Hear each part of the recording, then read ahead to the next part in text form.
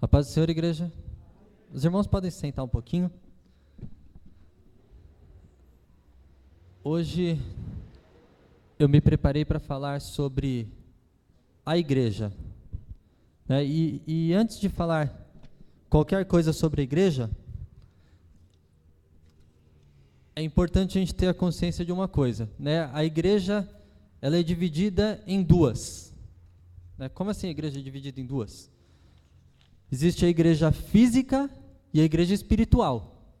A igreja espiritual, ou a igreja, o organismo, é o corpo de Cristo, né? Todos os salvos de toda a terra, né? De qualquer denominação que seja, todos os salvos, todos aqueles a quem Deus já salvou, tanto os vivos quanto os mortos, né? Que estão aguardando a volta do Senhor para nós sermos arrebatados com eles, né? E existe a igreja física, a igreja organização, que são as denominações, né? A ICD é uma igreja denominação, uma igreja física, uma organização. Nós temos um CNPJ, nós trabalhamos debaixo da lei do país, né? Então, o que eu vou pregar hoje é sobre a igreja espiritual, é sobre o corpo de Cristo, né? Então, nós vamos ver que a igreja, né, ou lá no grego eclésia ou eclesia, significa chamados para fora, né? Nós fomos chamados para fora do mundo, nós fomos chamados para estarmos na presença do Senhor, né? Então, a igreja, o corpo de Cristo, os salvos, foram chamados para fora do mundo, e nós temos uma missão, né? Nós somos a igreja militante do Senhor. Aí eu fui buscar no dicionário o que significa militante, né? Aquele que milita, quem luta ou combate, ou quem defende algo de forma ativa ou convicta. Nós precisamos estar prontos para defendermos a nossa fé a qualquer momento. Nós precisamos estar prontos para defendermos a igreja de Cristo a qualquer momento, né? E nós sabemos que muitas coisas que estão acontecendo no mundo, que anunciam a volta do Senhor Jesus, vai contra a igreja. Muitas leis que estão tentando aprovar no nosso país vão contra a igreja, e a igreja corpo de Cristo, né? A igreja espiritual. E nós precisamos estar prontos para batalhar e para lutar em defesa da nossa fé. E eu já adianto, a igreja do Senhor, é Ele quem vai nos capacitar a lutar, né? Então, tudo que nós tivermos que passar, tudo que for para acontecer, o Senhor está do nosso lado nos dando forças, né? Eu queria ler 1 Pedro 2,6. Vamos ficar em pé para nós lermos esse versículo?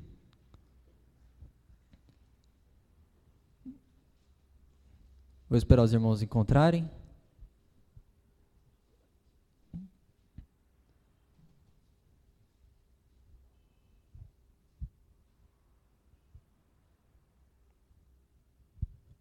Amém. Eu vou ler aqui e os irmãos acompanhem. Por isso na Escritura se diz: eis que ponho em Sião uma principal pedra angular, eleita e preciosa, quem nela crer não será confundido. Amém? Os irmãos podem se sentar? Essa pedra que o apóstolo Pedro descreve aqui é o nosso Senhor Jesus Cristo. Ele é o sustento da igreja. A pedra de esquina, como antigamente não tinham essa tecnologia toda para se construir, não tinham ferramentas o suficiente, não tinham material o suficiente como nós temos hoje, tinha uma pedra que era que dava sustentação para toda a casa, né, que era a pedra de esquina. Era uma pedra que funcionava basicamente como o alicerce da casa, né? Ela que travava tudo, ela que segurava, todo o peso, o peso era escorado nela, e a nossa fé tem que ser firmada na pedra angular, né, eleita e preciosa. Nossa fé tem que ser alicerçada no nosso Senhor Jesus Cristo. A fé da igreja tem que ser alicerçada em Cristo, né? O apóstolo Paulo, ele diz que o alicerce já está posto. Ninguém pode lançar um outro alicerce a não ser o que já foi lançado, que é Cristo. Mas nós vamos construir em cima desse alicerce, né? Cada um de nós constrói.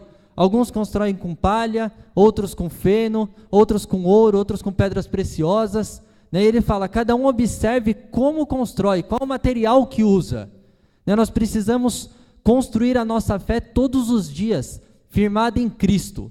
E nós precisamos construir a nossa fé com ouro, com as pedras preciosas, porque quando o apóstolo Paulo fala lá em 1 Coríntios, no capítulo 3, que ele fala que cada um tem que ver como vai construir, ele fala que a palha e o feno vão ser queimados, né? Nós não vamos perder a nossa salvação, mas as nossas obras, o que nós fizemos vai ser queimado. Aí alguém pode pensar, mas eu já estou salvo, é isso que importa. Mas nós não podemos ter um pensamento desse, né? Nós precisamos pensar em fazer o melhor, o que nós pudermos fazer de melhor para Cristo, né? Nós precisamos edificar a nossa fé todos os dias, fortalecendo, né? Nós precisamos fortalecer a nossa fé todos os dias, nós precisamos buscar mais de Deus para nós termos a nossa fé fortalecida e firmada na rocha, né? Para que nós sejamos como a história que Jesus conta, da casa que é firmada sobre a rocha. Ele diz que um homem edificou a casa sobre a areia e um outro edificou a casa sobre a rocha. O que edificou sobre a areia, quando vieram as chuvas, o vento, caiu. Mas o que edificou sobre a rocha, vieram os mesmos ventos, vieram a mesma chuva, né? As mesmas coisas que aquele que edificou sobre a areia passou, o que edificou sobre a rocha também passou, mas a casa dele se manteve firme. Se a nossa fé não estiver firmada em Cristo, não estiver alicerçada na rocha, com certeza qualquer ventinho mais forte que bater vai nos derrubar. Então nós precisamos, como corpo de Cristo, nós precisamos entender que nós somos fundamentais para o funcionamento do corpo, né? Nós somos fundamentais para o funcionamento da igreja, e nós precisamos estar firmes, nós precisamos estar alicerçados na rocha, né? Na pedra de esquina, na pedra angular, nós precisamos estar com a nossa fé centrada em Cristo, né? Nós não podemos colocar a nossa fé nos homens, nós não podemos colocar a nossa fé em objetos, nós precisamos colocar a nossa fé em Cristo, nós precisamos buscar conhecê-lo de uma forma que nada nos abale, né? E o Mateus 11, versículo 12, o Senhor Jesus, ele dá uma palavra de ânimo, mas também é um desafio, que ele diz assim: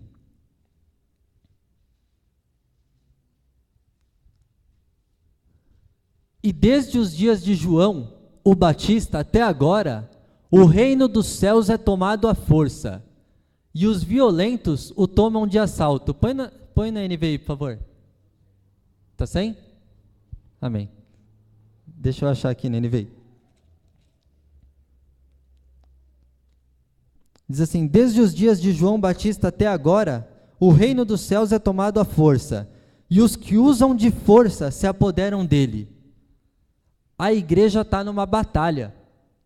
Nós travamos uma batalha todos os dias, né? Nós travamos uma batalha para servir a Deus todos os dias.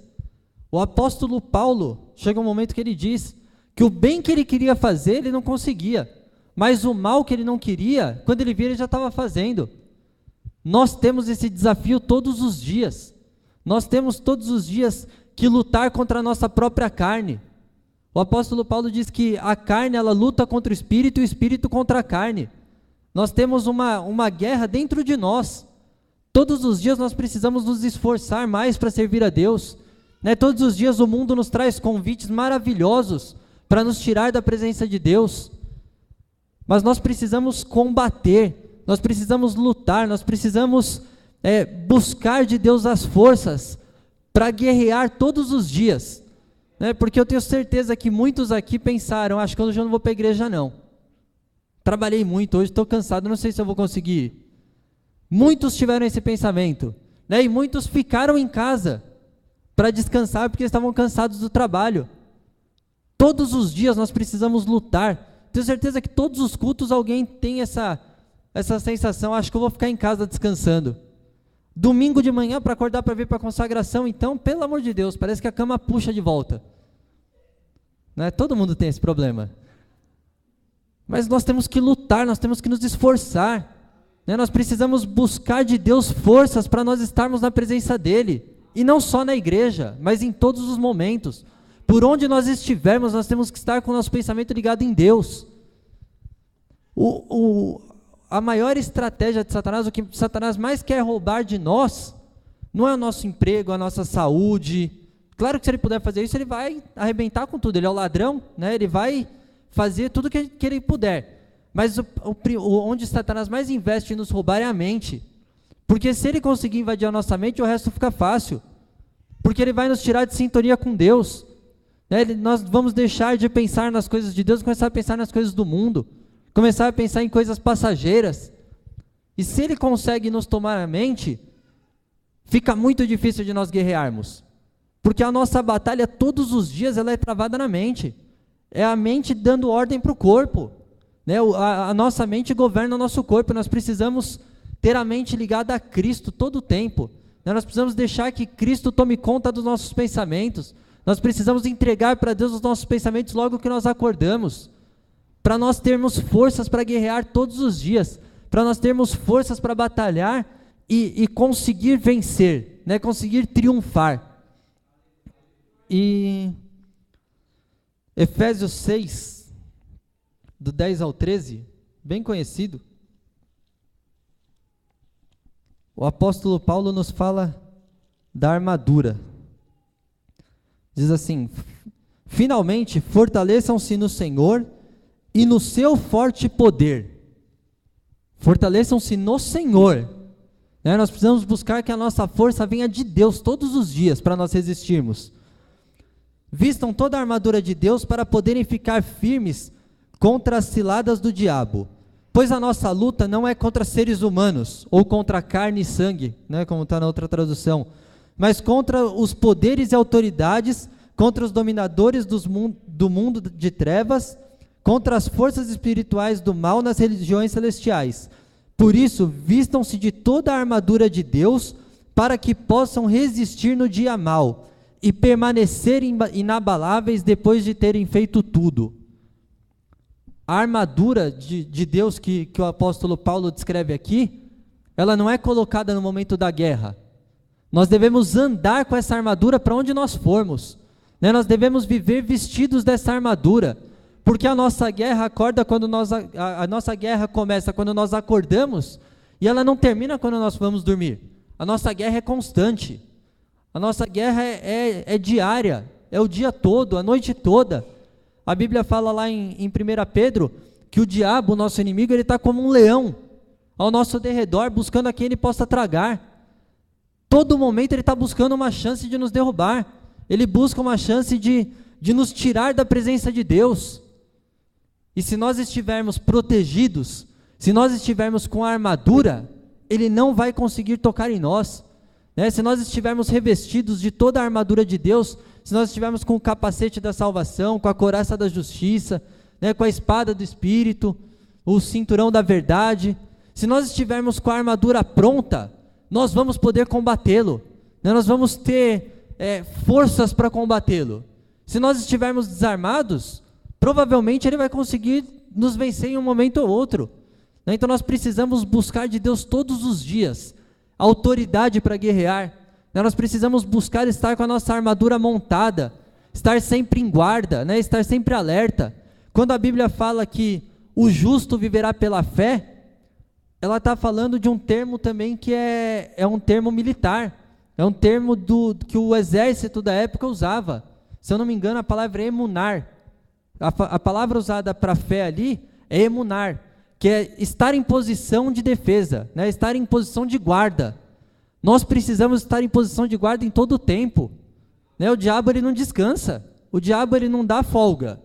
Ah não, deixa, eu já atormentei bastante esse aí, depois eu volto. Não, o tempo inteiro ele está tentando. Né? A missão dele é essa, tentar nos derrubar, tentar nos tirar da presença de Deus, porque para ele já não tem mais chance. Ele já foi condenado, ele não tem mais como se redimir e ser salvo. E ele tenta nos tirar da presença de Deus para nos colocar na mesma posição que ele. Mas nós precisamos estar firmes, estar em posição. Né? Nós precisamos estar vestidos com toda a armadura de Deus para nós podermos resisti-lo.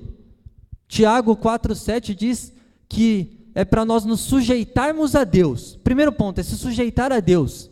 Entregar todo o comando, todo o controle da sua vida a Ele. Resistir ao diabo e ele vai fugir de nós. Se nós estivermos com a nossa vida debaixo das mãos de Deus, né, entregue totalmente a Deus, vestidos da armadura do Senhor, prontos para agir, né, prontos para combater todas as ciladas do inimigo, o diabo vai fugir de nós, né, ele não vai poder, ele não vai ter condições de nos derrubar, né. O apóstolo João, ele escreve que aqueles que são nascidos de Deus, o maligno não os toca, o diabo não tem poder contra nossas vidas, né? O diabo não tem poder de tocar naqueles que são do Senhor. Nós temos a história de Jó, o diabo só foi até onde Deus deixou, né? Ele só dava um passo adiante, só trazia mais algum mal a Jó quando Deus permitia.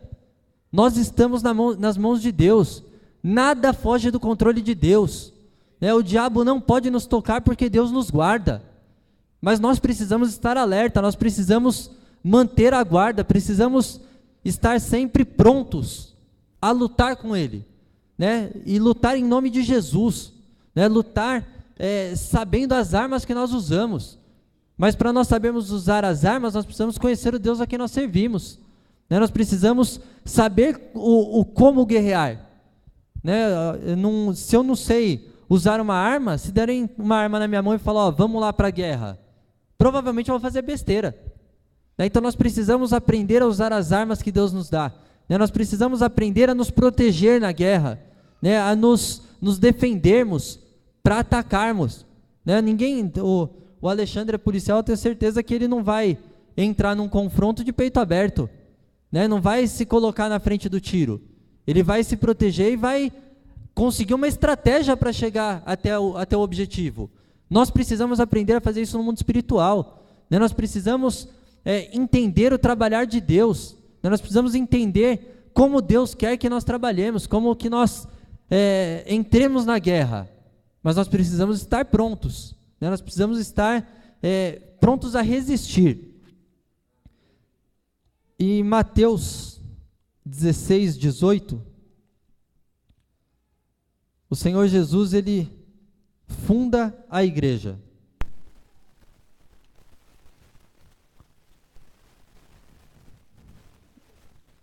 E a igreja, além de ser militante, ela é triunfante, ela é vitoriosa, né? Desde que Jesus foi crucificado e ressuscitou, desde o tempo dos apóstolos, até hoje, a igreja sofre perseguições, né? A igreja sofre com pessoas tentando acabar com o corpo de Cristo, mas isso é impossível, né? A igreja edificada por Cristo é guardada por Ele. Lá no começo da igreja, lá no primeiro século, quando os fariseus tentavam destruir a igreja, quanto mais eles perseguiam os cristãos, mais a igreja crescia, porque os cristãos se espalhavam e iam falando de Jesus para outro, e de repente teve uma explosão, né? De repente muitas pessoas se converteram, porque fugindo da perseguição, os cristãos evangelizavam, né? A igreja sofre perseguição em toda a sua história, e nunca conseguiram acabar com a igreja, porque a igreja não é instituição humana, a igreja é instituição celeste, ela é de Deus, o Senhor que a instituiu, o Senhor que a guarda, né? O Senhor que protege a igreja. Então nós não podemos temer nada que vai nos acontecer, né? Nós não podemos temer mas vão aprovar essa lei, e agora, como que vai ser? Do mesmo jeito que o Senhor tem guardado os cristãos lá desde o primeiro século, Ele vai nos guardar, né? Ele vai estar conosco e vai nos dar a direção do que fazer. Nós precisamos confiar em Deus e saber que a igreja pertence a Ele, e Ele vai lutar por nós, né? Uma das últimas pregações aí do pastor foi que Senhor dos Exércitos é o nome do nosso Deus, Ele é o Senhor dos Exércitos, Ele vai guerrear por nós, né? Então nós precisamos nos tranquilizar, né? E triunfante é diferente de triunfalista, né? Triunfante é aquele que, mesmo em meio às batalhas, vai vencendo. O triunfalista é aquele que acha que nós já vencemos tudo, agora não preciso fazer mais nada, só ir tomando posse. Não, nós precisamos lutar, nós estamos numa batalha, né? Nós vamos ter a nossa vitória completa na volta de Jesus.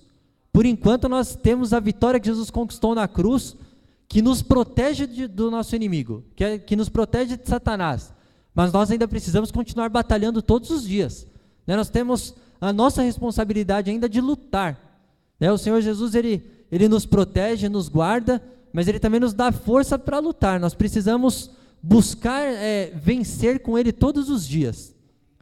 E aí, aqui o Senhor Jesus diz para os discípulos, né, em Mateus 16, do 13 ao 18.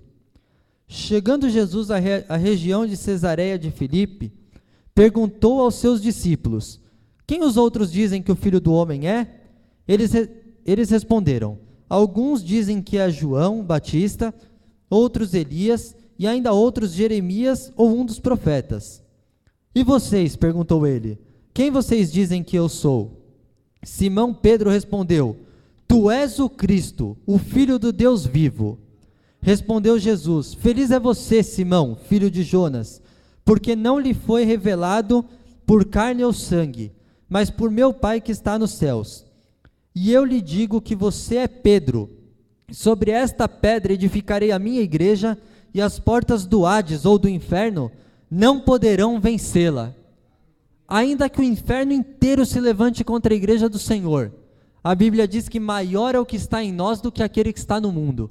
Ainda que o inferno faça de tudo para nos derrubar, maior é o que está em nós. É o Senhor que nos edifica, e as portas do inferno não vão ter poder contra nós, né? As portas do inferno não vão ter poder contra a igreja do Senhor.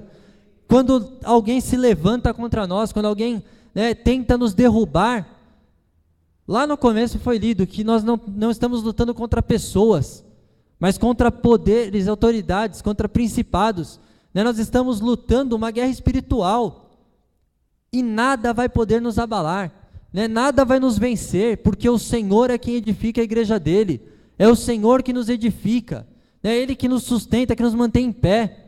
Nós precisamos entender que em tudo o Senhor tem nos guardado, e Ele vai continuar nos guardando, e por mais que o inferno se levante, né, contra a igreja do Senhor para tentar, que eu tenho certeza que Jesus está voltando, e nesses últimos dias Satanás vai investir em lutar contra a igreja, porque quanto menos pessoas salvas para ele, melhor, né? Quanto mais ele conseguir arrancar da presença de Deus, melhor.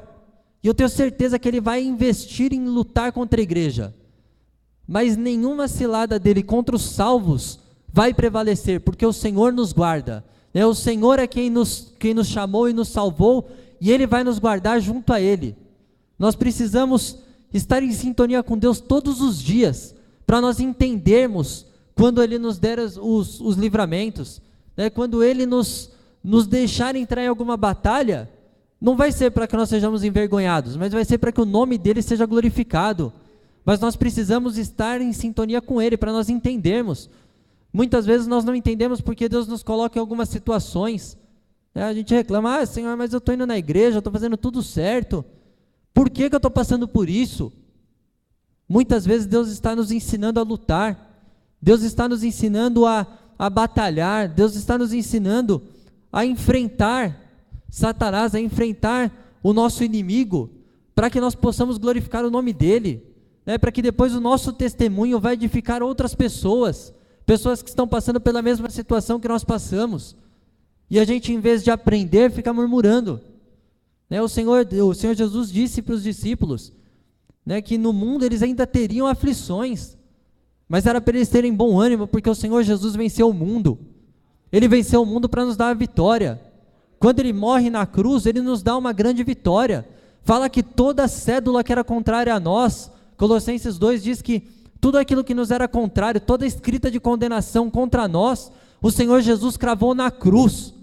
Ele removeu toda a acusação que Satanás tinha contra nós.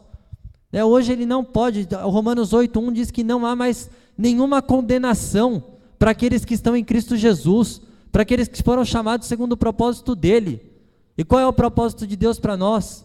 A salvação, né? Tanto nossa quanto daqueles que nos cercam, para nós sermos pessoas que falam do amor de Deus, né? Que buscam aqueles que estão perdidos.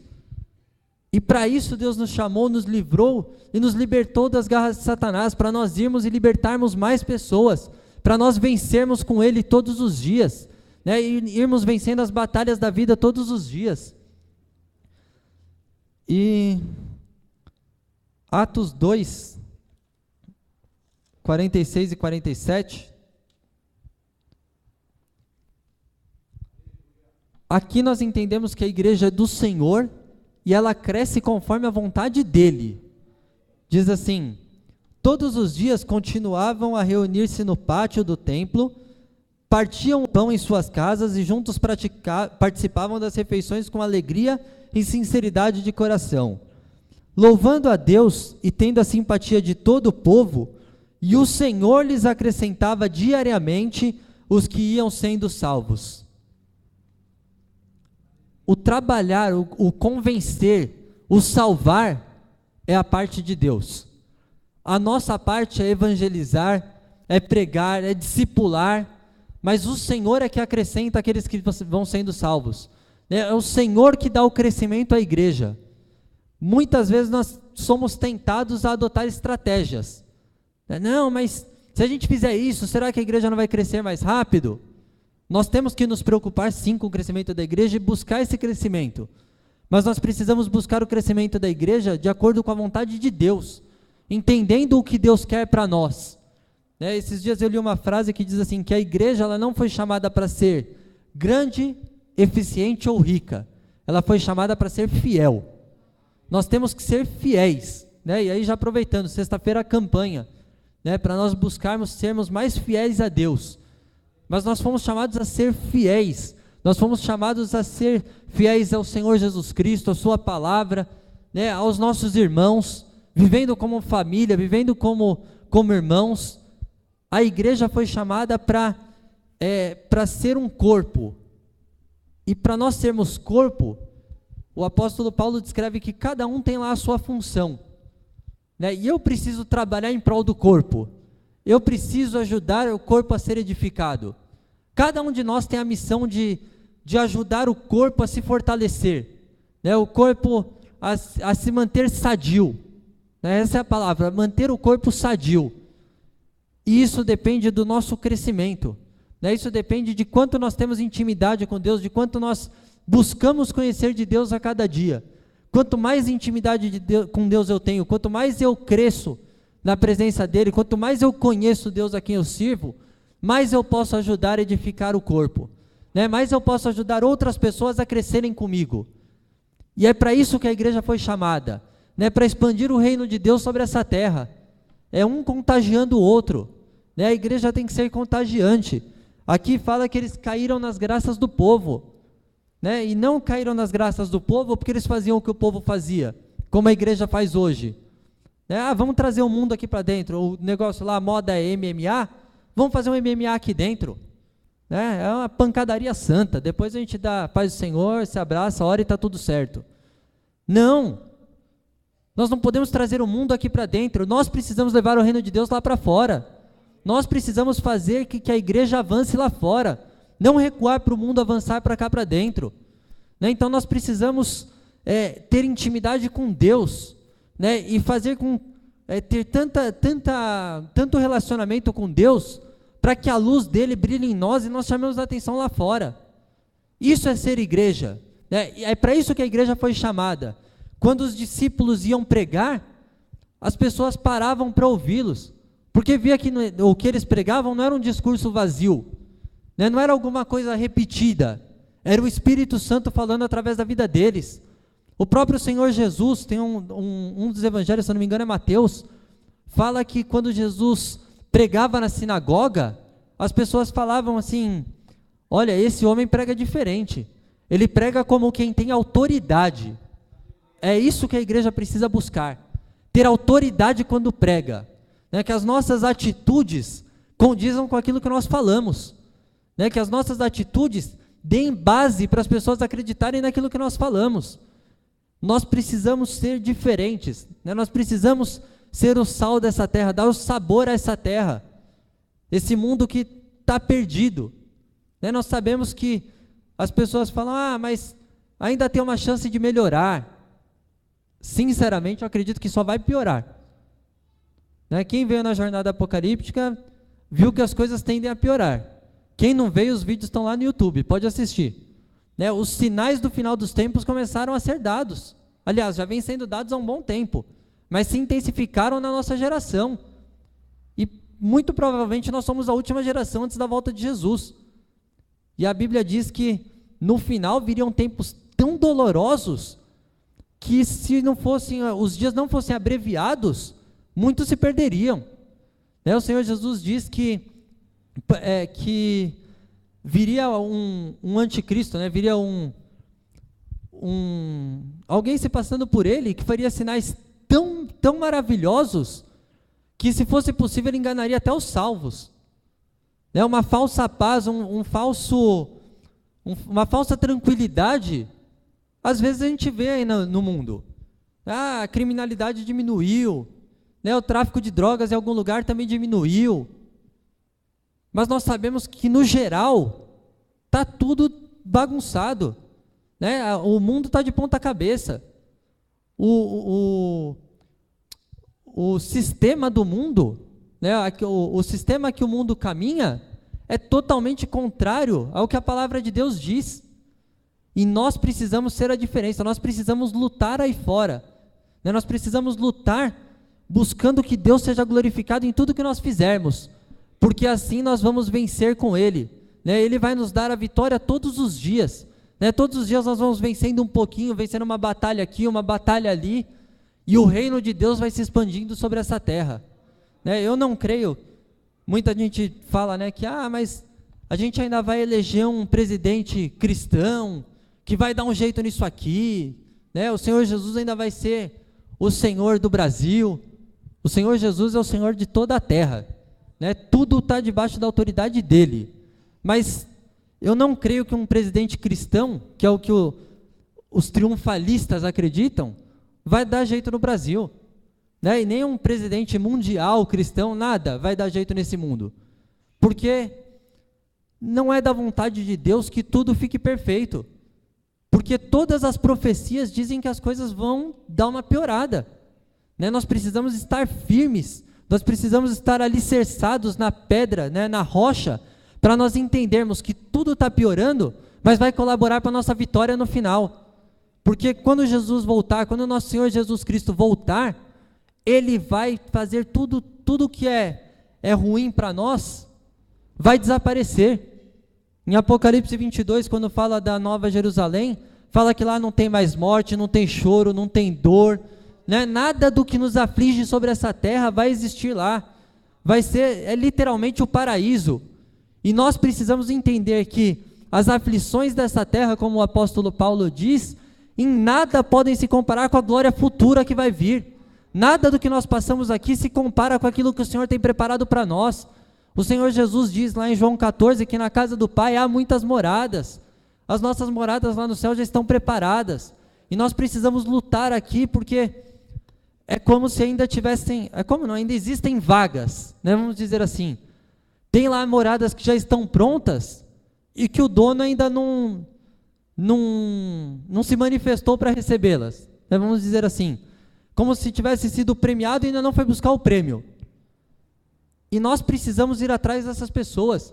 Existem muitas pessoas que são salvas, que o Senhor Jesus já escolheu, que estão aí fora, e só estão esperando a igreja buscá-los.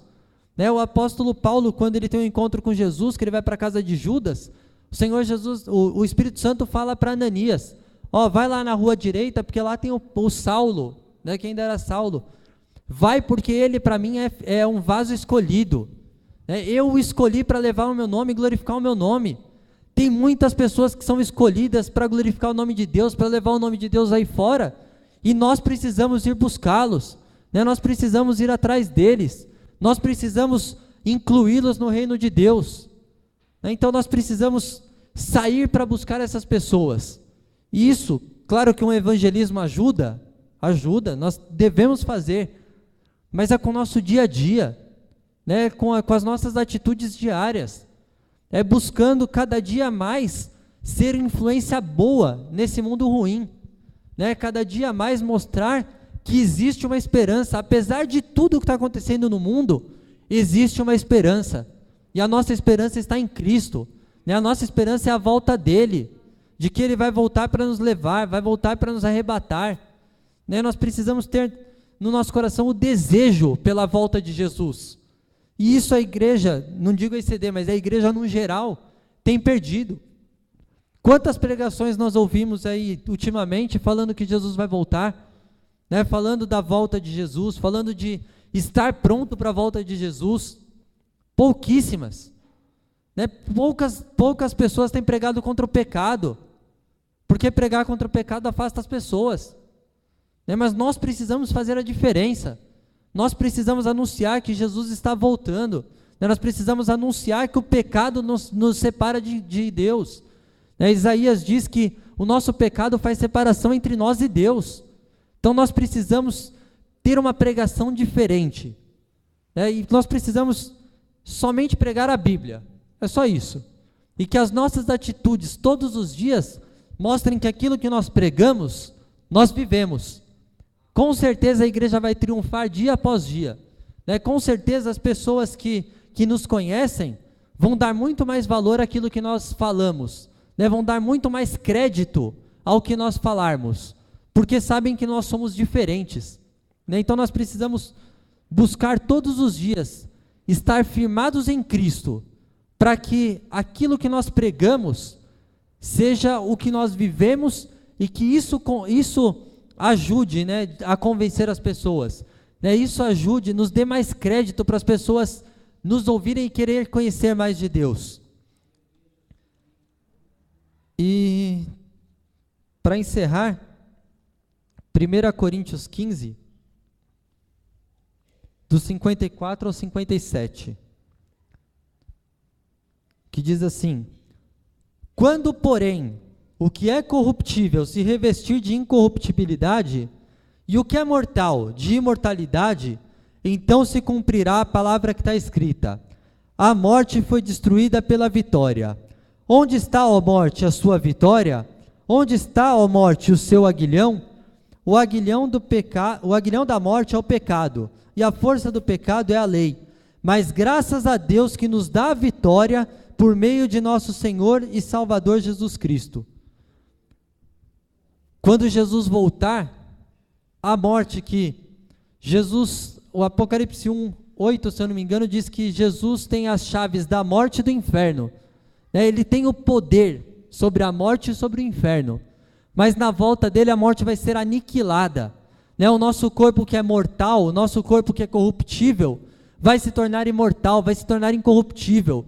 Nada mais vai poder nos tirar da presença de Deus, nada mais vai poder nos corromper novamente, né? Nós vamos estar com o Senhor para sempre. A Bíblia diz que na Nova Jerusalém não vai haver sol, porque a luz que ilumina todos os homens vai estar conosco. O tabernáculo de Deus, ou seja, a habitação do Senhor, vai estar conosco. Na Bíblia, lá no Apocalipse, não fala que vai ter templos na Nova Jerusalém, porque nós não vamos precisar ir no templo buscar a Deus, porque nós vamos estar na presença dEle em todo momento, né? Ele vai estar conosco, Ele vai estar, nós vamos poder vê-lo como Ele é. A Bíblia diz que quando o que é corruptível, né, quando o que é mortal for transformado em incorruptível e imortal, nós veremos o Senhor como Ele é, né? Não vai ter mais, nós não vamos precisar mais orar para Deus imaginando, mas Senhor, como será que, né, alguns têm isso de orar e pensar, mas como será que Deus é? Nós vamos vê-lo como Ele é, porque como Ele é, nós também seremos, né? Nós seremos espíritos, né? Nós seremos seres agora celestiais, que não há mais espaço para o pecado, não há mais espaço para a dor, não há mais espaço para a morte, nada mais vai nos tirar da presença de Deus, né? Que nós vivemos como o apóstolo Paulo fala. Em casa leia o capítulo inteiro de 1 Coríntios 15, no versículo 19 ele fala que se nós esperamos em Cristo somente nessa vida, nós somos os mais miseráveis de todos os homens, né? Que a nossa vida seja com a esperança da vida eterna, seja com a esperança do que há no porvir, né? Que a nossa esperança seja na volta de Cristo, porque aí sim a nossa vitória vai ser completa, né? A nossa vitória vai ser total. Mas enquanto isso, que nós nos revistamos da armadura de Deus e que batalhemos todos os dias para sermos o melhor servo de Deus que nós pudermos, né? Que a cada dia nós melhoremos um pouco. A perfeição vai sendo só nesse momento, mas se a cada dia a gente aperfeiçoar um pouquinho, com certeza o mundo vai ser impactado pelas nossas vidas, Né? Com certeza aqueles que nos cercam vão querer conhecer o Deus a quem nós servimos. Amém? Eu queria chamar o pastor Marcos, enquanto ele vem aqui, dê uma salva de palmas para o Senhor Jesus.